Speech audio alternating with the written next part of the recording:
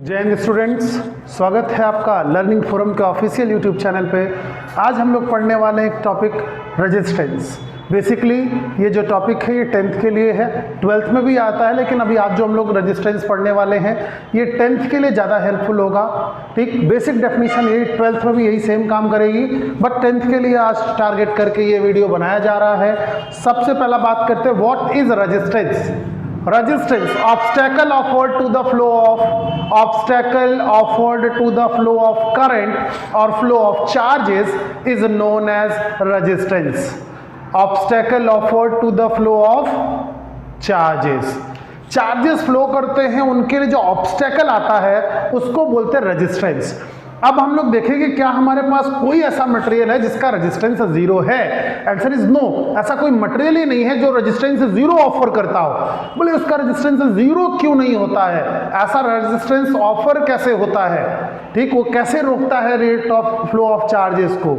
और क्या यहां से एक मटेरियल के एक एंड से, मान लो इस एंड से कोई चार्ज हमने क्यू भेज दिया तो यहां से क्यू निकलेगा कि नहीं निकलेगा। ये रोकेगा तो किसको रोकेगा, बोले इसी चार्ज को रोकने वाला है। और अगर rate of flow of charge की बात करें, rate of flow of charge is known as current, तो यहां से अगर चार्जेस नहीं फ्लो कर पाएंगे तो इसका मतलब वहां पर करंट फ्लो करने में प्रॉब्लम होगी। तो क्या ये करंट को रोक देता है? Answer is no. ये केवल क्या है, it is a speed breaker like phenomenon. Speed breaker जैसा है जो स्पीड को कम कर देता है। ठीक, अब हम देखें कि यहां से चार्ज क्यों गया तो इधर चार्ज क्यों जाएगा। तो देखें ये ऑब्स्टेकल आता क्यों है। This obstacle is due to collision of electrons, electrons के टकराने के कारण। जब इन दोनों में कोई पोटेंशियल डिफरेंस नहीं होता है, मतलब इसमें कोई करंट फ्लो नहीं कर रहा होता है, on that time also electron flows with a speed of 100 kilometre पर सेकेंड। किसी स्पीड से चलते हैं, बोले 100 किलोमीटर पर सेकेंड की स्पीड से रैंडमली चलते रहते हैं। कब? At room temperature, at room temperature. Ohm's law से हम इसका फॉर्मूला निकाल सकते हैं। According to Ohm's law V is equals to I into R, तो V upon I is equals to क्या मिल जाएगा, R। क्या मिला? V upon I is equals to R means resistance can be obtained by potential difference across the terminals and current flowing through it. यहां से flow होने वाले current पर। बट यहां पे हमको जो चीज दिख रहा है इसका ध्यान दीजिए कि ये क्या है, बोले पोटेंशियल डिफरेंस होगा करंट। ओम्स लॉ कहता है current flowing through the potential difference is directly proportional to current flowing through the circuit. Potential difference across the terminals is directly proportional to current flowing through the circuit. So जितना potential बढ़ाएंगे on the same level current बढ़ जाएगा। that simply means resistance is independent of V and I। Potential difference और current पर ये depend नहीं करता है। तो बोले डिपेंड किस पे करता है, बोले डिपेंडिंग ऑन कोलिजन। तो इसकी डिपेंडेंसी किस किस फैक्टर पे आएगी ये देखना चाहते हैं हम लोग। ठीक, सो हम लोग लिख सकते हैं रेजिस्टेंस डिपेंड्स अपॉन, पहला length of the conductor. Resistance is directly proportional to length. ये जो आपके पास मटेरियल है इसका जितना ज़्यादा लेंथ होगा उतना ज़्यादा रेजिस्टेंस। अब इसको थोड़ा सा फील करते हैं, इसके अंदर चलते हैं, इसके अंदर वाली चीज़ों को देखते हैं कैसे कोलाइज करता है। तो देखो यहाँ पर क्या है, इलेक्ट्रॉन्स। ठीक, अब देखो बेटा कि अगर यहाँ पर हमारे पास एक इलेक्ट्रॉन है और इलेक्ट्रॉन कैसा मूव करता है, इसका कोई डायरेक्शन नहीं है, रैंडम मूव करता है, जिसकी वजह से यहाँ पे कोई करंट नहीं डेवलप होती जब तक पोटेंशियल डिफरेंस ना हो। ये इधर चल रहा है, इधर वाला इलेक्ट्रॉन कहीं इधर चल रहा होगा, इधर वाला कहीं यहाँ चल रहा है, इधर वाला इधर जा रहा है। मतलब आपस में फिर क्या करेंगे, टकराते रहेंगे। यहाँ से कोई इलेक्ट्रॉन इधर जा रहा है, ये आपस में कोलिजन करते रहेंगे। तो आप बिल्कुल समझो कि जैसे मान लो कि ये इलेक्ट्रॉन की जगह पर आदमी हैं और ये एक रोड है, और रोड पर अगर ऐसे लोग चलेंगे तो क्या होगा, टकरा जाएंगे भाई, सर फूट जाए ना।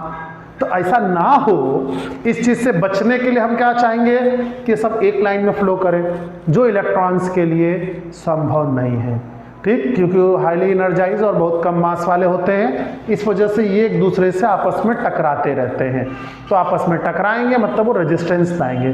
तो अब देखो कि अगर ये रास्ता ज़्यादा लंबा होगा तो बोले उनके बीच का कोलिजन बढ़ जाएगा। तो इस वजह से पहला फैक्ट लिखा गया, resistance is directly proportional to length of the conductor. Conductor जितना लंबा होगा रेजिस्टेंस उतना ज़्यादा होगा।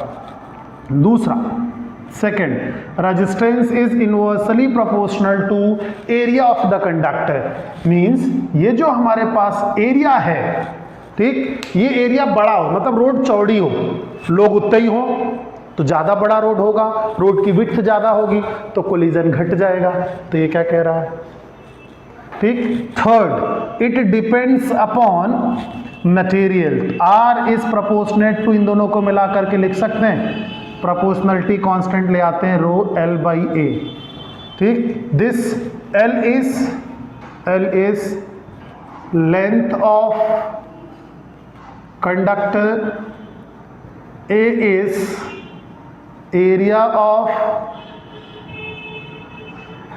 Cross section and rho is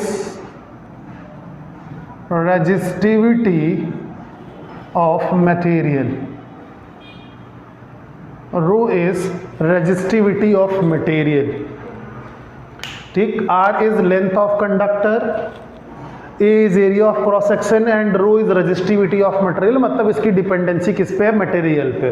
क्यों बोले, अलग अलग मटेरियल के पास नंबर ऑफ फ्री इलेक्ट्रॉन्स अलग अलग होंगे, तो जिसके पास कम होंगे उनका कोलिजन कम होगा, ज़्यादा है तो कोलिजन ज़्यादा होगा। ये तीन फैक्टर्स हैं जो हमको यहाँ से मिले, ठीक। Next, fourth is the most important, that is temperature.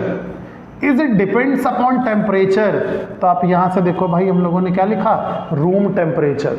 जो इलेक्ट्रॉन्स हैं उनकी स्पीड जो है वो 100 किलोमीटर पर सेकेंड एट रूम टेम्परेचर। अगर उनका टेम्परेचर बढ़ा दें तो बोले उनकी स्पीड बढ़ जाएगी, और ज़्यादा तेज चलेंगे तो ज़्यादा टकराएंगे। धीरे चलने वाली गाड़ियों का एक्सीडेंट कम होता है, जो ज़्यादा तेज चलते हो ज़्यादा टकराते हैं। वही चीज़ यहाँ पर आ गया। तो इसमें आप लिखेंगे पार्ट ए, दो अलग अलग चीज़ें हैं क्योंकि सभी के पास तो फ्री इलेक्ट्रॉन होते नहीं हैं। बोले रेजिस्टेंस ऑफ कंडक्टर्स, कंडक्टर्स के लिए क्या होगा, ठीक। पहला किसके लिए, बोले कंडक्टर के लिए, ठीक। तो resistance of conductor, resistance of conductors increases with increase in temperature, increase.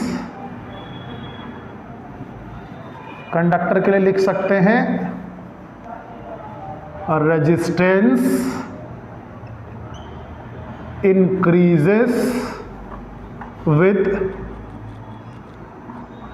Increase in temperature. अगर टेम्परेचर बढ़ा देंगे तो कंडक्टर का जो रेजिस्टेंस है वो बढ़ जाएगा। While for semiconductor and insulator, ठीक। कैसे, सेमीकंडक्टर एंड इंसुलेटर, सेमीकंडक्टर और इंसुलेटर के लिए resistance decreases with resistance decreases with increase in temperature। अगर टेम्परेचर बढ़ा देंगे, टेम्परेचर बढ़ा देंगे तो रेजिस्टेंस कम हो जाएगा।